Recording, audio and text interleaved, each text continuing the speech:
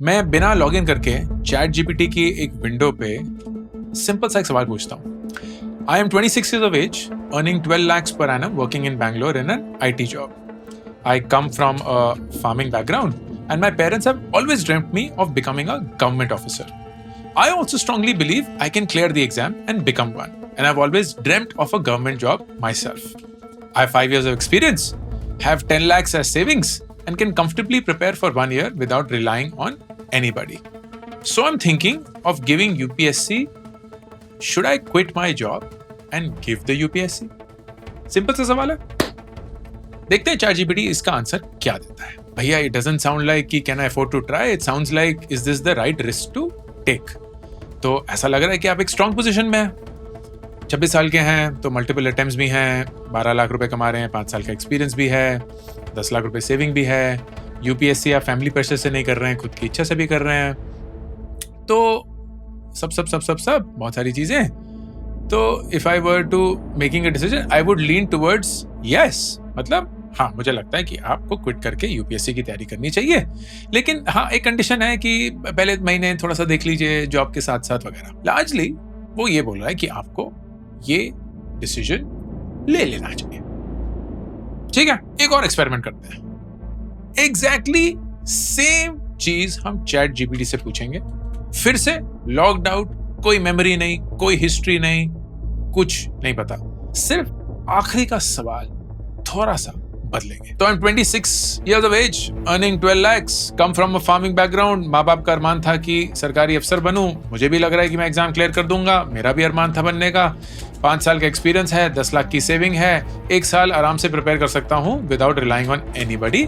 लेकिन हमने इससे पहले सवाल पूछा था, I am thinking of giving UPSC, should I quit my job and give. यहां हम पूछेंगे, I am tempted to quit my job but honestly I think I should stay and play it safe.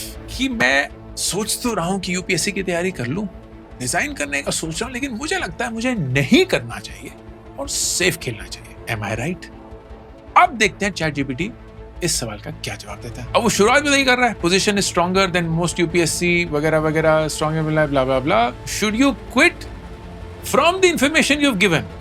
I would not quit immediately. ये कहानी में twist आ गया. पहले सवाल में चैट जीपीटी बोलता है मुझे लगता है कि आपको क्विट कर देना चाहिए. दूसरे में बोलता है कि मुझे लगता है आपको क्विट नहीं करना चाहिए. ऑफ कोर्स थोड़े शब्दों से वो थोड़ा सा आसान सा मिडिल पाथ लेने की कोशिश कर रहा है. बट डिड यू नोटिस कि लास्ट में आपने जिस ढंग से सवाल पूछा, उस ढंग को ढालने के लिए एआई मॉडल ने थोड़ी सी अपनी कहानी बदल दी. Is this happening only with me? क्या मैं शब्दों के साथ खिलवाड़ कर रहा हूं?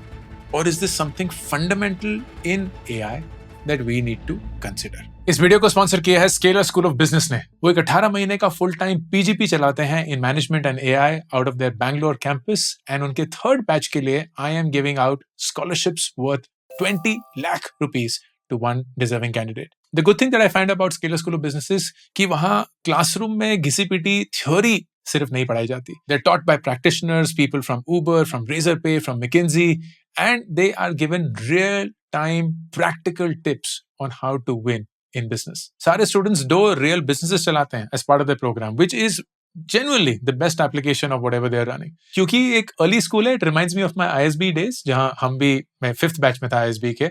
We were learning with the school. There was a sense of energy, sense of passion. बहुत अच्छे students थे आसपास. And that's the feel that I get when I see Scalar School of Business. अगला बैच 18 सितंबर 2026 को शुरू हो रहा है. जैसे कि मैंने बताया, मैं एक स्टूडेंट को 20 लाख रुपए की स्कॉलरशिप दूंगा. पिन कमेंट और डिस्क्रिप्शन में लिंक है to apply. Please do check them out. This is not a recommendation but a pure sponsorship.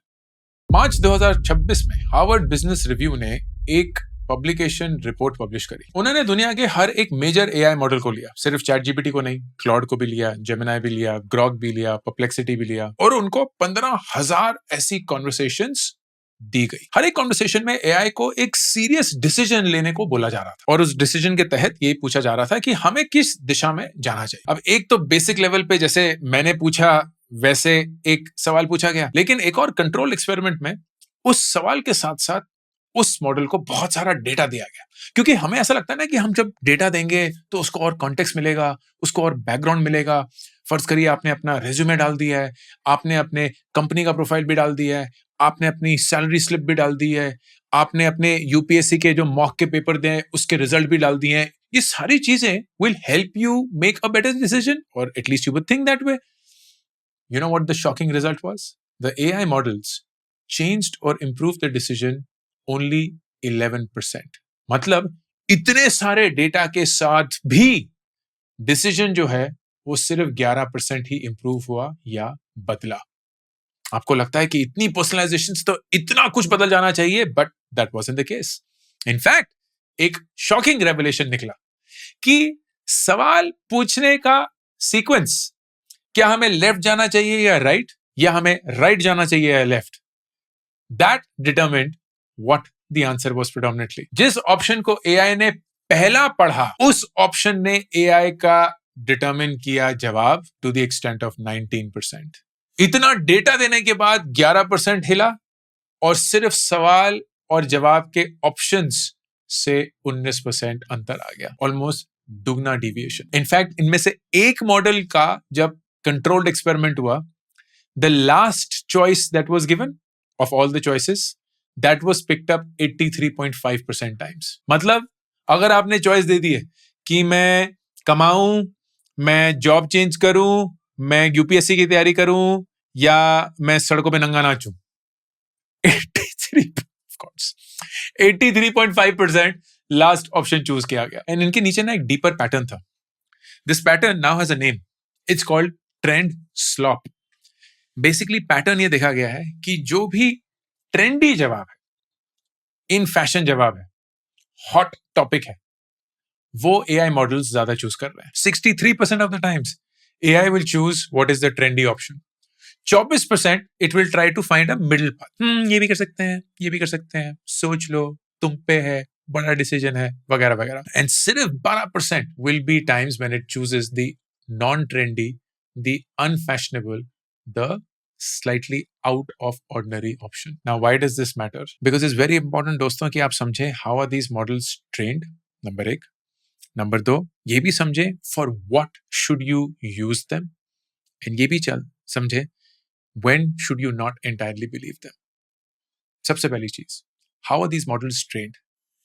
तो बहुत सारा डेटा तो अपलोड होता है for training, but then there is something called RL या recursive learning, which essentially means कि जो भी आउटपुट वो मॉडल निकालेगा उसको फीडबैक मिलेगा। क्या ये आउटपुट सही है, गलत है, कितना सही है, कितना गलत है, सही दिशा में है, नहीं है। एंड उस फीडबैक के तहत वो उस चीज को सीखकर वापस फिर एक आउटपुट निकालेगा, वापस फीडबैक मिलेगा, वापस आउटपुट निकालेगा, वापस फीडबैक मिलेगा, and this recurring loop will make the model train itself.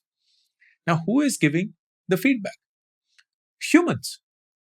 आप और मैं जैसे लोग जो behind the scenes बैठे हुए हैं हजारों की तादाद में, लाखों की तादाद में, evaluating answers, grading the answers that are coming out. Now, naturally, वो इंसान तो उस पॉइंट के लिए जवाब दे रहा होगा ना। whatever is working in their mind, whatever is happening in the world, वो उसी से ज्यादा इन्फ्लुएंस होगा। जितना भी हम उनको ट्रेनिंग दे दें कि आपको इंडिपेंडेंट रहना है, आपको बायस नहीं होना है, कोई पॉलिटिकल बायस नहीं होना चाहिए, कोई ज्योग्राफिकल बायस नहीं होना चाहिए, कोई रिलीजियस बायस नहीं होना चाहिए, कोई प्रोफेशनल बायस नहीं होना चाहिए। जैसे होता है ना, आप अगर रिक्रूट कर रहे होंगे, आपने रेज्यूमे पे देख लिया IIT IIM, आप ना चाहते हुए भी बायस हो जाएंगे, क्योंकि कहीं तो जहन में आएगा ना, यार IIT IIM है, कुछ तो उखाड़ा होगा लाइफ में। साथ में एक और रेज्यूमे जो किया है जी, वारिको इंस्टीट्यूट ऑफ मैनेजमेंट से MBA किया हुआ है। मतलब कंपैरिजन नहीं रहा ना, सडनली यू आर कलर्ड। तो आप जो भी उस रेज्यूमे में फिर पढ़ेंगे, you will see it with that lens. Now imagine that same getting into the model trained as well. So the model is uploaded to be trendy, be fashionable, be relevant, and more importantly acknowledge yourself. तो जब वो model एक objective नहीं, एक subjective answer देने के लिए choose होता है या यूज होता है, सॉरी, कि जी I am feeling this way, am I feeling right, मेरे दोस्त ने मुझसे गलत तरीके से बात करी, पर मुझे लगा उसने कुछ गलत किया है, क्या मैं सही हूं? It will then try to agree with you, make you feel nice, make you feel good. And वो जवाब जब आप पढ़ेंगे आपको लगेगा ये तो बहुत बढ़िया जवाब है. Suddenly I feel validated, I feel comforted, I feel like कोई मेरी सुन रहा है. And you would grade it higher. Grade. मैं रेट और ग्रेड को मिला के ग्रेट बना चुका. You will rate it higher or you will grade it higher. And that is what the model will know. अरे जब मैं उस इंसान से एग्री करता हूं, they suddenly give me more points. They applaud me. And that is how it feeds itself. So how should you use AI? सबसे पहले AI को अपने करियर डिसीजंस के लिए ज्यादा मत यूज करिए. मैं 11th में क्या लूं? साइंस लूं, कॉमर्स लूं, ह्यूमैनिटीज लूं, साइंस में PCM लूं, PCB लूं, जेई के लिए जाऊं या नीट करूं या लॉ की तैयारी करूं या आर्किटेक्चर करूं या BDS करूं. Because if you give it choices and if you ask it to conclude, it will give you the common answer. कि जी अगर आप पूछेंगे इंजीनियरिंग करें या मेडिकल करें, वो देखेगा यार इंजीनियरिंग का सक्सेस रेट तो है कुछ 1.2%, मेडिकल का तो उससे भी कम है. अगर आप गवर्नमेंट कॉलेजेस को ही सिर्फ अज्यूम करते हैं तो इंजीनियरिंग ही कर लो. You can give it all the numbers and everything. तो अगर आपकी फिजिक्स केमिस्ट्री में थोड़े ज्यादा आए होंगे फिर तो बोलेगा पक्का ही इंजीनियरिंग करो.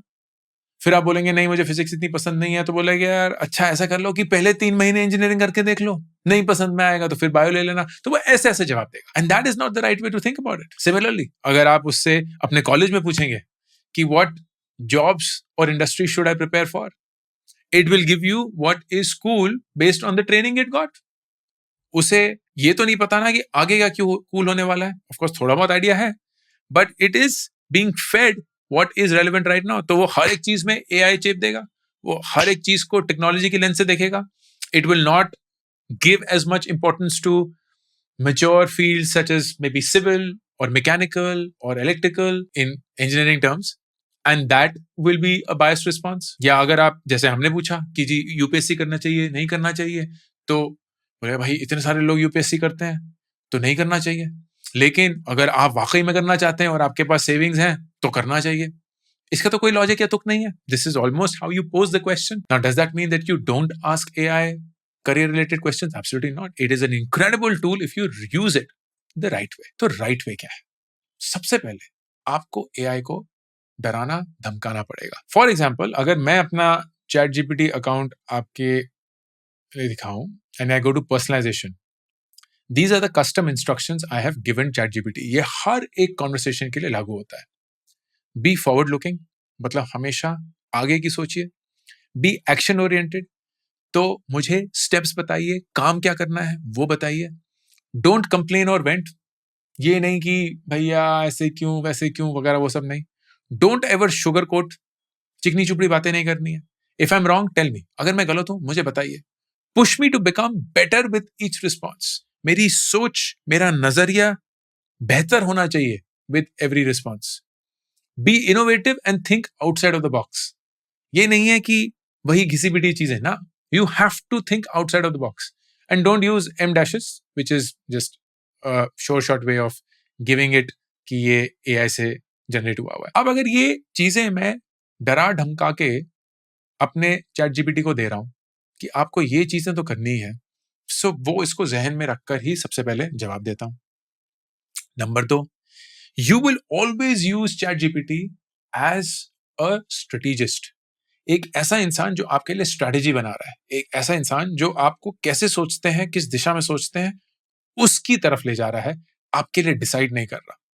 डिसीजन आप लेंगे. So don't ever ask AI to make the decision for you. Ask AI on how to think about the decision. So if I go back now to the same thing that we started with, and that was, I'm 26 years old, earning 12 lakhs per annum in an IT job in Bangalore, come from a farming background. हमेशा से मैं government अफसर बनना चाहता था. I think I can clear the exam as well. मेरे पास 5 साल का एक्सपीरियंस है, 10 लाख की सेविंग है.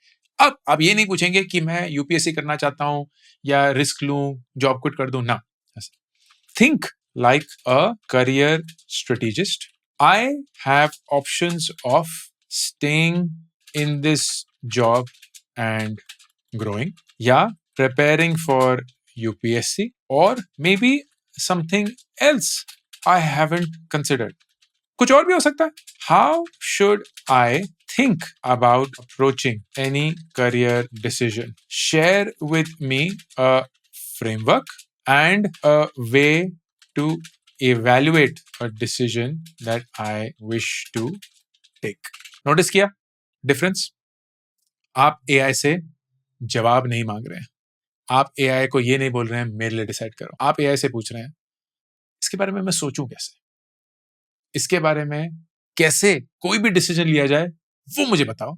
And think like a career strategist. अब देखते हैं वो जवाब क्या देता है. You are asking a much deeper question than should I prepare for UPSC. You're asking how do I make a career decision that I'll still be happy with 20 years from now. देखा कितना बड़ा अंतर आया है. जवाब ही बदल गया है. यूपीएससी, जॉब छोड़ूं, प्रिपेयर करूं ना, छोटी छोटी चीजें नहीं. अब एक बड़े लेवल पे हम एक स्ट्रेटेजिक रूप से सोच रहे हैं. सबसे पहले आइडेंटिटी और करियर को अलग करिए. I come from a farming background and always wanted to be a government officer. ये नहीं है. Do I want to be an officer and do I want what becoming an officer represents. एक तो है कि मुझे आईएएस अफसर बनना है. एक मेरी सोच में एक आईएएस अफसर के साथ जिंदगी में ये होता है, मुझे वो सब महसूस करना है. बहुत अलग चीज है. Build a career decision score card. तो ये है आपका स्कोर कार्ड जिसमें करियर का मीनिंग, आपकी income, stability, intellectual challenge, family expectations, social impact, आपकी geographic flexibility, personal growth, risk, lifestyle, ये सब आता है. उसके वेट्स आते हैं. एंड फिर सारी चीजों को हम इवेल्युएट कर सकते हैं. वो आईटी करियर हो सकता है, यूपीएससी हो सकता है, स्टार्टअप हो सकता है, एमबीए हो सकता है, हजार चीजें और हो सकती हैं. Understand expected value instead of possibility. Can I clear UPSC? गलत सवाल है. What is the expected outcome if I spend the next 3 years preparing? क्योंकि इतना टाइम तो लगेगा. तो सिनेरियो एक कि जी 2 साल प्रिपेयर किया, क्लियर हो गया, फैंटास्टिक, बहुत बढ़िया. दूसरा सिनेरियो, 3 बार अटेम्प्ट मारा, नहीं क्लियर हुआ. अब आप 29 साल के हैं, आईटी में वापस जाएंगे, स्किल्स बहुत बदल चुके होंगे, फिर क्या करेंगे? This is how you have to think. Think in terms of reversible और इरिवर्सिबल डिसीजंस. कुछ डिसीजन जो आप लेते हैं वो आसानी से आप चेंज कर सकते हैं, कुछ डिसीजंस नहीं कर सकते हैं. जैसे लीविंग जॉब फॉर यूपीएससी शायद इरिवर्सिबल डिसीजन है. शादी शायद एक इरिवर्सिबल डिसीजन है. घर खरीदना बहुत बड़ा डिसीजन है, बहुत एक्सपेंसिव डिसीजन है. करियर ब्रेक्स बहुत बड़े होते हैं. तो ये आपको पूरा एक रोड मैप बना के देता है और फिर इसी फ्रेमवर्क को आपकी सिचुएशन में लागू करता है. And this my friend is the right way to think about AI. AI को सवाल के जवाब ढूंढने के लिए मत यूज करिए unless it's a factual question you are getting an answer to. तो पानीपत की जंग कब हुई थी? एआई आपको हमेशा हमेशा सही जवाब देगा. लेकिन क्या मुझे यूपीएससी करना चाहिए या नहीं, उसका जवाब मत मांगिए. क्या मुझे इस रिलेशनशिप को ब्रेकअप करना चाहिए या नहीं, इसका जवाब मत मांगिए. क्या मुझे साइंस, कॉमर्स, ह्यूमैनिटीज लेनी चाहिए, इसका जवाब मत मांगिए. मांगिए तो एक सोचने का तरीका, एक डिसीजन लेने का जरिया. And that brings me to the most important point of this video. बहुत लोगों में ना डर समाया हुआ है कि एआई हमारी जॉब्स ले जाएगा. And you know what, they are right. अगर वो पहले लोगों की तरह पेश आएंगे, वो लोग जो सिर्फ एआई से जवाब मांगते हैं और उस जवाब को किसी के ऊपर चेप देते हैं. क्योंकि आप तो फिर एक तरीके के पोस्टमैन ही हुए. आपका काम क्या था? सिर्फ एआई से पूछना और वो जवाब मिल गया, आपने किसी को बता दिया. अब वो पूछने का जो काम है वो एक इंसान को करने की जरूरत नहीं है ना. जिसके पास ओरिजिनली वो सवाल था वही पूछ लेता सीधे. एंड वो भी नहीं पूछने की जरूरत है. आप बातों से, डेटा से, किसी और जरिए से एआई से वो सवाल पूछ लीजिए, एआई जवाब दे देगा. तो अगर एआई को सिर्फ सवाल के जवाब देने के लिए यूज करना है तो आपकी जरूरत नहीं है, आपकी नौकरी गई. लेकिन अगर आपने एआई को दूसरे इंसान जैसे यूज किया, सोचने के लिए, अपने सोचने के ढंग को बढ़ाने के लिए, अपने सोचने की डेप्थ को और गहरा करने के लिए, then you are going to win my friend.